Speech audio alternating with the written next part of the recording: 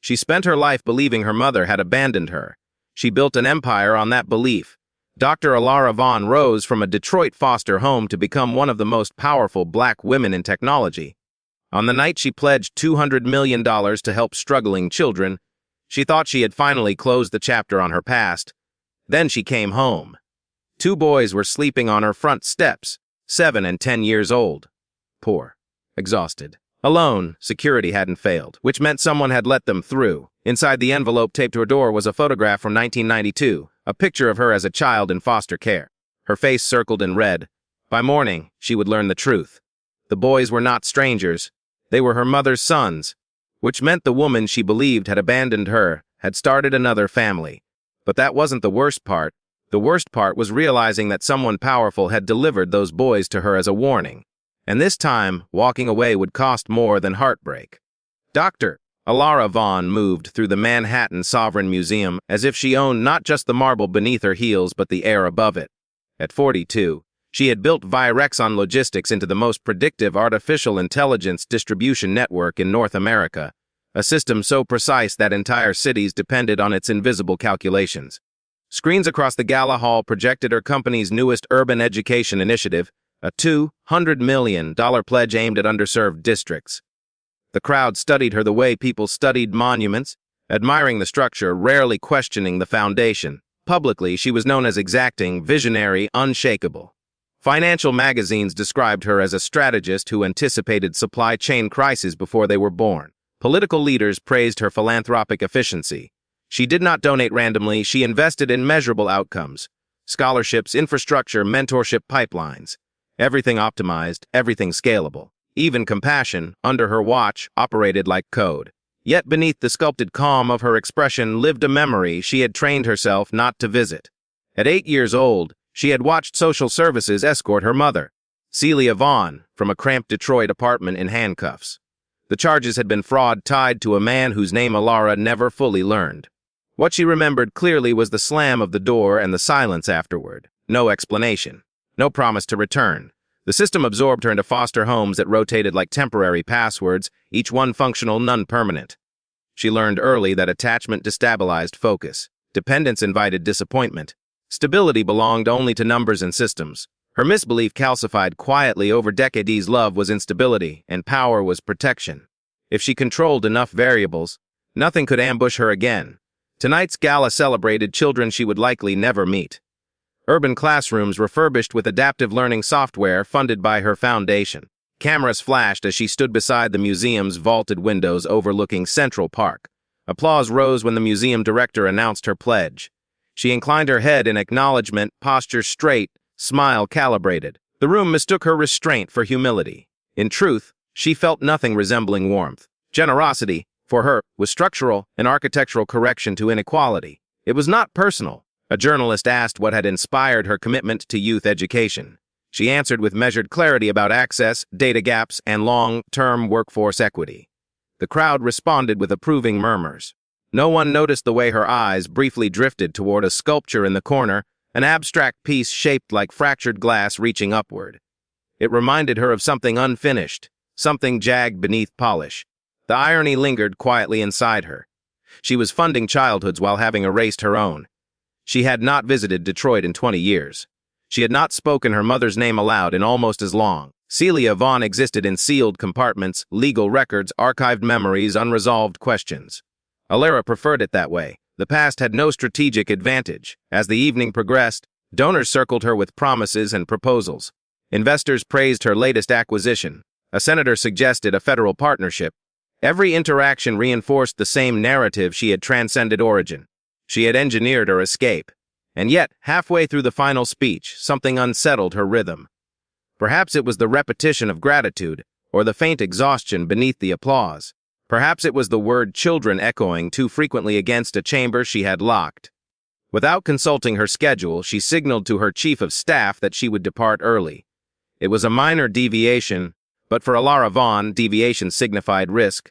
Her car slid through Manhattan traffic toward Westchester County, city lights dissolving into quieter roads. She reviewed next quarter projections on her tablet, restoring equilibrium through numbers. Power was protection. Precision was safety. When the gates of her estate opened, The headlights swept across manicured hedges and limestone pillars. The property stood immaculate, fortified, silent. As the vehicle curved toward the entrance, motion sensors triggered the security lights. Bright beams flooded the marble steps. Something small shifted near the door. At first she assumed it was a stray animal seeking warmth against the stone. But as the light steadied, she saw the outline more clearly, two forms close together breathing. Her driver slowed. The night, once controlled and predictable, felt suddenly unscripted. And Dr. Alara Vaughn, the woman who mastered every variable, stared at the fragile silhouettes waiting at her door, unaware that the past she had buried was no longer content to remain silent. The headlights steadied, and the shapes at the entrance resolved into two boys curled tightly against the cold stone, one shielding the other beneath a torn gray hoodie far too thin for the late autumn air. They were small, fragile silhouettes against the vast symmetry of the estate, their presence so out of place it felt almost staged. The younger one appeared no older than 7, his face pressed into the chest of the older boy, who could not have been more than 10. Their sneakers were worn through at the edges. Their breathing was shallow but steady. No vehicle idled nearby. No adult figure emerged from the hedges. The driveway stretched empty behind them, swallowed by darkness beyond the gates. Whoever had brought them here had done so deliberately and left without hesitation. Alara stepped out of the car, her heels striking marble with measured restraint. Her security team fanned out instantly, scanning the perimeter with quiet efficiency. One of them moved toward the boys, kneeling to assess whether they were conscious. Another spoke into his earpiece, already preparing to alert local authorities. Her chief of security turned to her and recommended contacting the police immediately. The situation carried unknown variables. Trespassing, possible endangerment, potential publicity risk. The standard protocol was obvious. Alara did not respond right away. Instead, her gaze fixed on a cream-colored envelope taped neatly to the bronze door handle. It had been placed at eye level, as though intended specifically for her. Not for staff, not for security. For her. She removed the envelope herself, ignoring the subtle protest in her team's posture. The paper felt deliberate, not rushed. On the front, her full name was written in careful block letters, Dr. Alara Vaughn. The boys stirred faintly at the shift in air, but neither fully woke.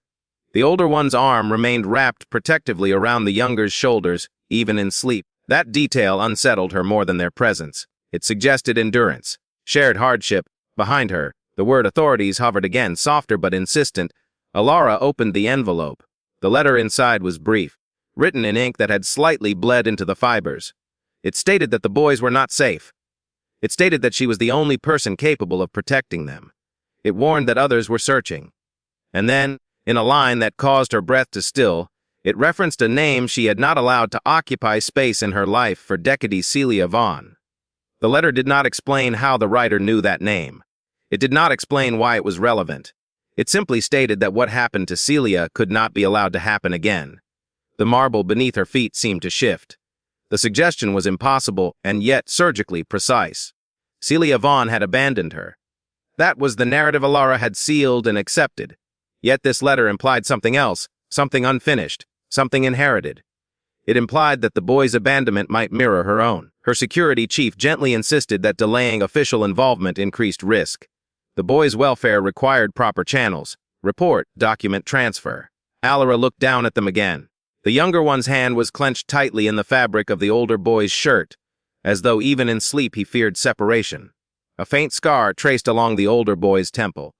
Their faces were not identical, but there was a familiarity in the set of their brows, a resilience she recognized without understanding why. Protocol demanded distance. Control demanded containment. Yet something in her resisted surrendering them to a system she knew too intimately. Without raising her voice, she instructed her team to carry the boys inside.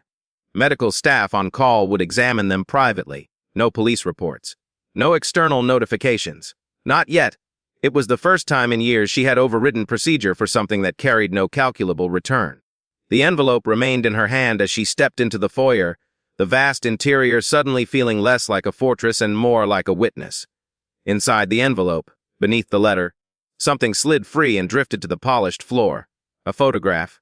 It showed a group of children standing outside a faded brick building in Detroit. She recognized the place immediately, a foster home she had once occupied for 11 months. Her 8-year-old self stood near the edge of the frame, thinner than she remembered, eyes guarded even then. Someone had circled her face in red ink. The mark was deliberate, targeted, and as the security lights outside flickered off one by one, the realization settled with chilling clarity. Whoever left those boys on her doorstep knew exactly who she had been and exactly where to find her. The photograph lay beneath the chandelier light in Alara Vaughn's private study, its edges slightly worn, its colors faded into the muted palette of early 90s film. Detroit, 1992. She recognized the brick building instantly, the third foster placement after her mother's arrest. The memory returned not as emotion, but as architecture, narrow hallways, metal bunk beds, the smell of industrial detergent masking something older. Her 8-year-old self stood near the far edge of the frame, shoulders squared as if bracing against something unseen. Even then, she had learned to occupy as little space as possible. What unsettled her now was not the child she had been, but the figure behind her. In the background, slightly out of focus, stood a woman partially turned away from the camera. Only a side profile was visible, shadowed by the overhang of the building's roof. The angle concealed most of her features, yet something about the posture felt deliberate, as though the woman had positioned herself to remain present but unacknowledged. Alara turned the photograph over. On the back, written in careful, looping script she had not seen in decades, were 2 words: "Watch closely." The handwriting was unmistakable. Celia Vaughn's penmanship had once filled birthday cards and grocery lists. Alara had trained herself to forget it, but muscle memory does not surrender easily. Her fingers traced the indentations left by the ink. A second piece of paper slipped from behind the first photo. Smaller, hidden, this image captured the same day from a different angle. The children were clustered near the doorway, and the woman in the background was clearer now. Her face remained partially obscured, but her hand rested on the shoulder of a boy standing apart from the others. A boy with a last name Alara would later discover Reed. The letter accompanying the photographs claimed the 2 boys at her doorstep were in danger from someone powerful. It did not name that power. It did not provide evidence. It simply warned that the pattern of the past was repeating itself. That silence, not violence, was the weapon. Alara's mind moved through possibilities with disciplined precision. Manipulation was the most logical explanation. Someone could be attempting to destabilize her, to leverage childhood trauma for leverage. Her company had competitors who understood psychological warfare. Sympathy could shift public perception. Scandal could fracture stock value. And yet the detail of her mother's handwriting complicated the equation. She instructed her private intelligence analyst to conduct a discreet background check on the boys. No external agencies. No digital trails. The names Micah Reed and Jonah Reed were entered into secure databases. Birth certificates surfaced within the hour. Their biological mother, Lillian Reed, had died 2 weeks earlier in what authorities labeled an accidental overdose. The circumstances were described as inconclusive but non-criminal. 2 weeks. The timing tightened something in her chest. Further inquiry revealed that Lillian Reed had once been listed as a temporary staff aide in a Detroit foster facility during the early 90s. The same facility where Alara had spent nearly a year. Personnel records from that period were incomplete, but one supervisor's archived notes referenced a Reed family connection, distant, unspecified. The surname did not feel random anymore. If Lillian Reed had known Celia Vaughn, even peripherally, then the arrival of her sons at Alara's estate suggested intentional continuity. Not coincidence, not desperation alone. Alara leaned back in her chair, gaze fixed on the 2 photographs. If this was manipulation, it was masterful. It targeted the single vulnerability she had never allowed into boardrooms or interviews. It forced her to confront the possibility that her mother's disappearance had not been abandonment in the simplistic sense she had accepted. Her security team entered quietly with updated perimeter reports. No external threats detected. The estate remained sealed. Then her head of surveillance requested her presence in the monitoring room. Footage from earlier that evening had been enhanced. On the large screen, the gates of her estate appeared in crisp detail. A black luxury sedan approached just beyond camera range, stopping short of the visible entrance. The angle did not capture the license plate, but the vehicle's design was distinctive, high-end, recently manufactured. The rear door opened. A man stepped out, his face obscured by shadow and distance. He guided 2 small figures toward the edge of the property, waited until they reached the marble steps, then returned to the car without hesitation.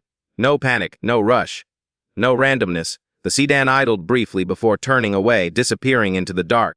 Alara watched the footage twice, her reflection faintly visible in the screen's surface. Whoever orchestrated this had resources, planning. Confidence. This was not abandonment born of chaos. It was placement, and as the image froze on the still frame of the boys approaching her door, a deeper realization began to form. Someone had not only studied her past, they had anticipated her response. By sunrise, the estate felt less like a fortress and more like a sealed investigation site. The boys were asleep in guest suites under quiet medical supervision, their vital signs stable, their exhaustion deeper than hunger. Alara had not slept. Instead, she authorized a private genetic analysis through a laboratory that handled sensitive corporate litigation cases. No public records, no hospital affiliations. The samples were collected under the guise of routine health screening. Precision required discretion.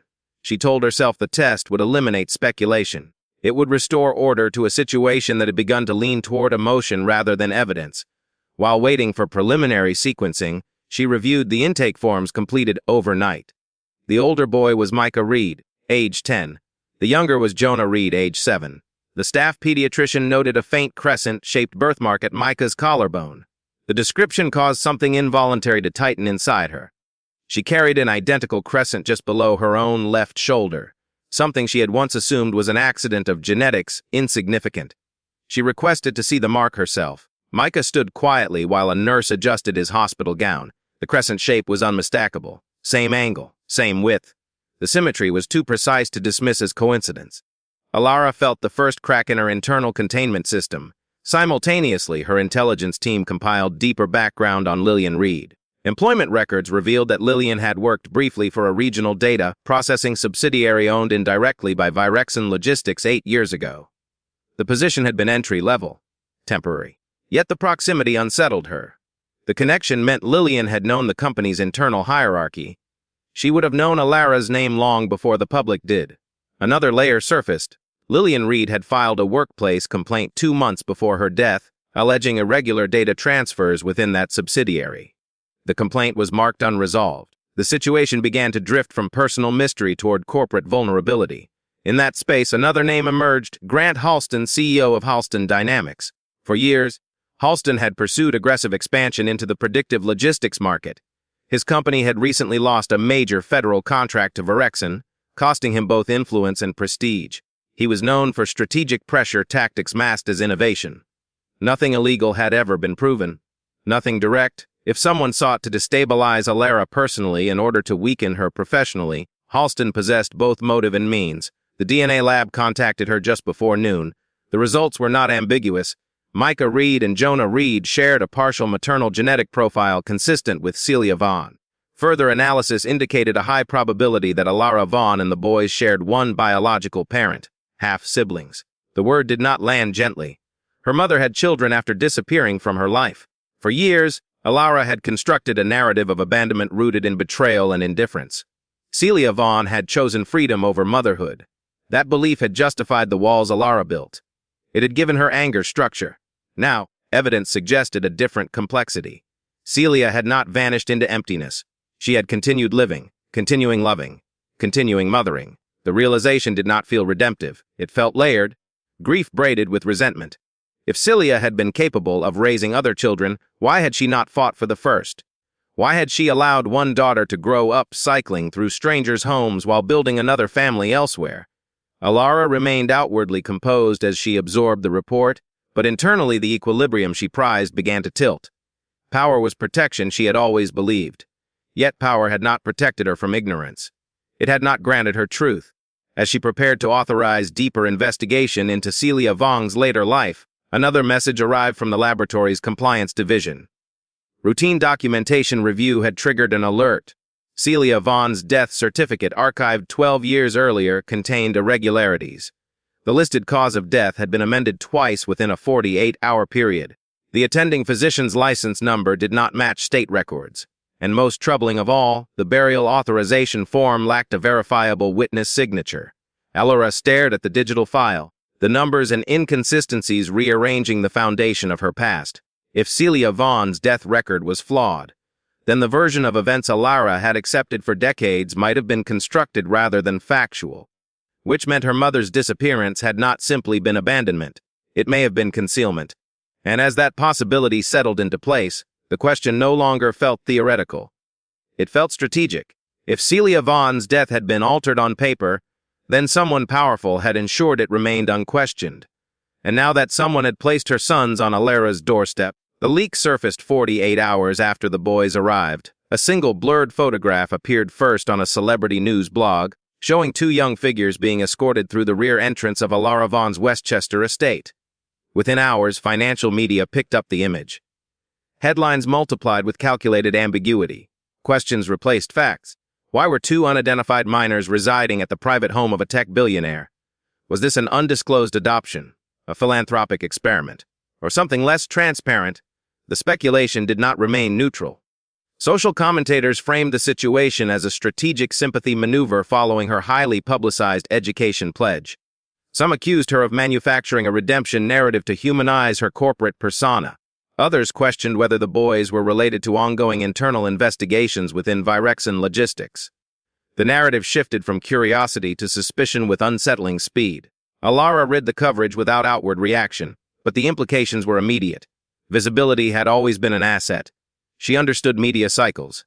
She knew how to shape perception. Yet this felt different. The timing aligned too precisely with the DNA results and the irregularities surrounding Celia Vaughn's death certificate.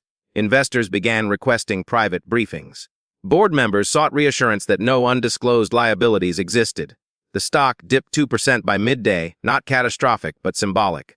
Stability depended on confidence, and confidence eroded quickly under ambiguity. At the same time, her financial advisory team flagged unusual market activity. Grant Halston had quietly increased his stake in Virexon Logistics through layered shell acquisitions. Individually, the purchases were insignificant. Collectively, they signaled strategic positioning. He was not attempting a hostile takeover, at least not yet, but he was placing himself close enough to influence perception should instability grow. The pressure was no longer abstract. Alara ordered a deeper review of the boys' educational records. What surfaced disturbed her more than the headlines. Over the past year, Micah and Jonah Reed had transferred schools 3 times. Each move corresponded with a vague administrative note citing safety concerns. Digital logs revealed that external IP addresses had accessed portions of their enrollment files repeatedly. Not random traffic. Consistent monitoring. Someone had been tracking them long before they arrived at her door. That evening, while staff attempted to normalize the boys' routine within the estate, Micah requested paper and colored pencils. He retreated to the sunroom overlooking the north lawn and began sketching with focused intensity. When he finished, he left the drawing on the glass table without comment. Alara discovered it later. The image depicted 2 small figures standing inside a house with tall windows. Outside one of the windows stood a larger silhouette, indistinct but deliberate. The figure's eyes were drawn as dark ovals, watching. Above the house, Micah had shaded the sky heavily, as though darkness were descending. There was no exaggeration in the lines. No dramatic flourish. Just observation. The drawing unsettled her more than any news article. It suggested awareness, memory, perhaps even routine. She began sleeping in her home office rather than her bedroom suite, converting the space into both command center and refuge. Surveillance feeds streamed silently across one wall. Legal documents and DNA reports occupied another.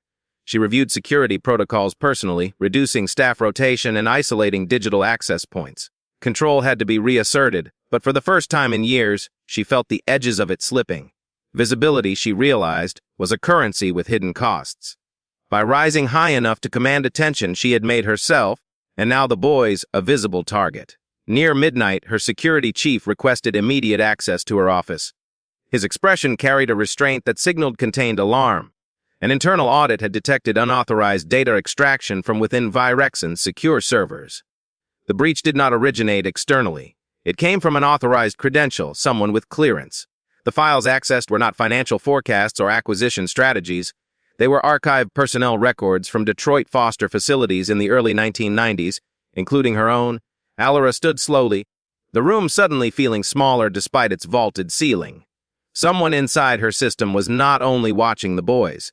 They were revisiting the origin of her past, and the breach had occurred less than an hour earlier. The deeper Alara Vaughn looked into her mother's final years, the less the word abandonment seemed sufficient. Celia Vaughn had officially died 12 years earlier, her death certificate amended and refiled in a manner that now appeared intentionally obscured. But financial traces told a different story. In the 5 years preceding her reported death, Celia had moved across 3 states under variations of her maiden name. She had worked short-term administrative jobs in logistics warehouses, distribution hubs, and subcontracted data centers, industries that overlapped, disturbingly, with large-scale supply chain networks, including those operated by Halston Dynamics. Alara assembled a quiet investigative team comprised of forensic accountants and former federal compliance analysts. They were instructed to treat the inquiry as a private risk assessment, not a personal matter. Yet every file they uncovered felt personal. Encrypted drives were located through an abandoned storage unit once leased under Celia's alias. The unit had been cleared years ago, but a private auction archive revealed that several boxes had been purchased by an independent journalist who later vanished from public record. Digital remnants of that journalist's work referenced allegations of unreported labor exploitation embedded deep within subcontractor chains, facilities that moved human labor across state lines under falsified documentation. The pattern aligned disturbingly with facilities contracted by Halston Dynamics during the same period. Celia Vaughn had not disappeared into obscurity. She had been investigating something. Among the recovered digital fragments was an audio file, partially corrupted but salvageable. The metadata timestamp predated Celia's listed death by 3 months. The recording was simple, no background noise, no urgency in the voice, only a measured calm that unsettled Alara more than panic would have. Celia spoke directly, not to authorities, not to the press, but as though speaking to someone she believed would eventually listen. She described evidence of trafficking massed within complex distribution frameworks. Workers transferred through shell companies. Names erased and reassigned. Paper trails rerouted through subsidiaries. She did not accuse outright, but she documented meticulously. She referenced a corporate structure powerful enough to bury investigations beneath legal labyrinths. Near the end of the recording, her voice shifted. She spoke Alara's name, not as accusation, not as regret. She described her as the only one strong enough to finish what I started. She expressed fear, not of prison, not of exposure, but of what would happen to her children if she remained visible. She implied that distance had been a form of protection. Alara replayed the recording 3 times, each repetition fracturing a belief she had carried for decades. Her mother had not left because she did not care. She had left because she believed proximity endangered her daughter. The decision had not been noble in execution, but it had not been apathetic, fear, not indifference. The realization destabilized the foundation of Alara's identity. If her core wound had been misinterpreted, then the armor she built around it was constructed on flawed premises. Power had not protected her from abandonment, it had protected her from understanding. The implications widened. If Celia had gathered evidence tied to trafficking networks within corporate supply chains, and if Halston Dynamics had exposure within those networks, then the sudden appearance of Micah and Jonah at her estate was not merely personal inheritance. It was leverage. That night, Alara increased estate security protocols again. Access points were restricted to biometric authentication. Staff rotations were halved. The boys remained unaware of the full gravity surrounding them, though Micah's quiet watchfulness suggested he sensed more than he articulated. Alara returned to her office just past midnight, the audio recording echoing in her thoughts. She allowed herself, briefly, to imagine a different childhood, one in which her mother had explained rather than vanished. The thought was not comforting. It was painful in a quieter, more complex way. At 30:17 a.m., an alert triggered across the estate's internal network. A perimeter sensor along the east wing registered a door opening. Security personnel responded within seconds. The guest suites assigned to Micah and Jonah were empty. No broken windows. No forced locks. No alarms beyond the single sensor triggered and then silenced. The beds were neatly unmade, as though left in haste but not chaos. Alara stood in the hallway outside their rooms, the silence heavier than any sound. Her mother had disappeared once under the shadow of something powerful. Now her half-brothers had vanished from within the safest property she owned. And for the first time since she built her empire, Dr. Alara Vaughn felt something she could not algorithmically control. The guest suites were undisturbed in a way that made the absence more chilling than destruction would have been. The windows were sealed from the inside. The locks were intact. No shattered glass. No triggered perimeter alarms beyond the single east wing sensor that had briefly registered movement and then gone quiet. The bedsheets were folded back neatly, impressions still visible where small bodies had slept only hours earlier. Slippers remained aligned beside the beds. The room held the faint warmth of occupancy, but the occupants were gone. Alara stood at the threshold without speaking. Around her, security personnel moved with hushed urgency, scanning for digital anomalies and reviewing access logs. Every biometric entry point showed standard authorization. No external breach had been recorded. Which left only one possibility: whoever removed the boys had not broken in. They had been allowed in. The thought settled heavily. Internal betrayal was not a scenario she tolerated in business, and she had never experienced it in her home. Her estate had been constructed as a sanctuary of control, redundant systems, encrypted credentials, loyalty tested through years of service. Yet someone had navigated through those layers without resistance. Her mind shifted into strategic mode, but something older began surfacing beneath it. A memory she had not permitted in years. The sound of a foster home hallway at night. The absence of footsteps she had once waited for. The hollow realization that no adult was coming back. Her breathing shortened, not dramatically, but enough for her to notice. She had built an empire to ensure she would never feel that vulnerability again. Power was protection. Influence was insulation. Yet 2 small boys had entered her life, and within days they had been removed without visible force.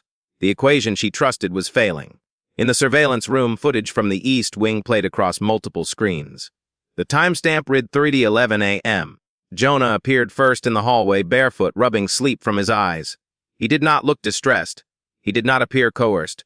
He walked with quiet familiarity toward the service corridor. Moments later, Micah followed. At the far end of the corridor, partially obscured by architectural shadow, stood a figure. The resolution did not immediately clarify the face, but the posture conveyed calm authority. Jonah approached the figure without hesitation. There was no resistance, no visible fear. Micah paused briefly, scanning the hall, then continued forward. They left through the east exit. The gate logs indicated authorized clearance under a high-level security override. Alara watched the footage twice, then a third time. Jonah had looked up at the figure as though recognizing someone known, someone trusted. The betrayal was not loud. It was intimate. Whoever orchestrated this understood the boys well enough to avoid panic. Understood her security infrastructure well enough to bypass it without triggering escalation. The intersection of those 2 competencies narrowed the field of suspects dramatically. Power, she realized, could shield assets. It could deter competitors. It could manipulate markets. But it could not manufacture trust. And trust was what had been used against her. Her internal equilibrium fractured further when the analytics team confirmed that the security override had originated from an executive-level credential. Only 3 individuals possessed that authority: herself, her chief of security, and a temporary access key assigned during a recent board audit. Grant Halston had attended that audit as a minority stakeholder. The implication sharpened the air in the room. Before she could issue additional commands, her private device vibrated with an encrypted notification. The sender ID was masked through layered routing protocols, but the signature encryption style was familiar from past corporate negotiations. The message contained only a time, a location, and a line of text. Grant Halston requested a private meeting. No threats. No explanations. No acknowledgement of the boys. Just a request. Alara stared at the message while the footage of Jonah walking calmly toward the shadowed figure remained frozen on the screen. For the first time in years, the contest was not about market share or public influence. It was about something far more fragile, and Grant Halston had just signaled that he knew exactly where the pressure point was. Grant Halston chose the venue with calculated restraint. A private executive lounge overlooking the Hudson, insulated from press and public traffic, neutral enough to appear routine yet discreet enough to conceal strategy. When Alara Vaughn entered, she did not bring legal counsel or security detail inside the room. She understood optics. She understood power theater. Halston rose from his seat with the polished composure of a man accustomed to control. He did not mention the boys immediately. Instead, he spoke in broad language about market volatility, shareholder anxiety, and the fragility of empires built on perception. His tone remained even, almost sympathetic. He referenced the media speculation surrounding the children at her estate and the recent data breach within her company. He framed the situation as unfortunate turbulence, avoidable if managed correctly. Then he shifted. He acknowledged that certain historical investigations, specifically those connected to Celia Vaughn, had the potential to create regulatory complications across multiple corporations. He did not deny the existence of such investigations. He simply suggested that the pursuit of them might cause unnecessary damage to innocent stakeholders. His implication was surgical. He knew what Celia had been documenting. He knew Alara had uncovered it, and he knew the boys were the leverage connecting past to present. Without stating it directly, Halston suggested that stability could be restored. The media noise would quiet. Investor confidence would rebound. The boys would be returned safely. All of it contingent upon one condition: Celia Vaughn's findings would remain buried. He described the arrangement not as coercion but as protection. Protection for the boys from forces too complex to battle publicly. Protection for Alara's empire from legal warfare that could dismantle years of work. Protection for the broader economy from destabilizing scandal. He positioned himself as pragmatic. Alara listened without interruption. She recognized the strategy. Halston was not threatening harm. He was presenting consequence as inevitability. The underlying message was clear. Some systems were too entrenched to dismantle without collateral damage. For years, Alara had believed that power insulated her from vulnerability. Now she stood at a crossroads where that belief demanded proof. If she chose empire security, she could preserve thousands of jobs, billions in assets, and the stability she had engineered. The boys would likely be returned quietly, folded into a narrative of private guardianship. The past would remain officially unresolved. If she chose bloodline loyalty, she would ignite exposure. Legal scrutiny would widen. Markets would react. Halston would not retreat without counterstrike. Her board might turn against her. Her investors could abandon her. For the first time in her career, the decision was not purely strategic. It was personal. Celia Vaughn's voice echoed from the recovered recording, naming her the only one strong enough to finish what she started. Not the only one wealthy enough. Not the only one powerful enough. Strong enough. Halston concluded by extending a formal partnership proposal between Halston Dynamics and Virexon Logistics. A joint initiative framed as industry reform. A gesture of unity. Beneath the surface, it would secure silence. Alara rose from her seat with the same measured composure she carried into every negotiation. She did not raise her voice. She did not dramatize her refusal. She simply stated that Virexon would not participate in any agreement requiring suppression of material truth. Her decision was not delivered privately. Within hours, she authorized a public statement announcing an internal audit into historic subcontractor practices and affirming full cooperation with federal compliance agencies. The declaration triggered immediate market tremors. Commentators labeled it reckless transparency. Analysts predicted shareholder revolt. Halston's office released no counterstatement. Late that evening, as Alara reviewed the fallout from her announcement, her phone vibrated with an incoming message routed through anonymous encryption layers. No sender ID. No signature. Only a set of coordinates. The location resolved to an industrial warehouse on the outskirts of Newark. Beneath the coordinates, a single line appeared. Come alone. Alara stared at the screen, the weight of her choice settling fully into consequence. She had refused protection. Now she would confront what that refusal had cost. If this story moved something in you, don't let it end here. Stories like this deserve to travel, because someone out there may need to hear it tonight. Stay with this channel if you believe truth, family, and accountability still matter. And share it with someone who understands what it means to carry the weight of the past. If the people who hurt you were actually trying to protect you, would that change how you remember your past? Or would the silence still feel like betrayal? Tell me what you believe, because sometimes the hardest truth isn't what happened, it's how we choose to see it.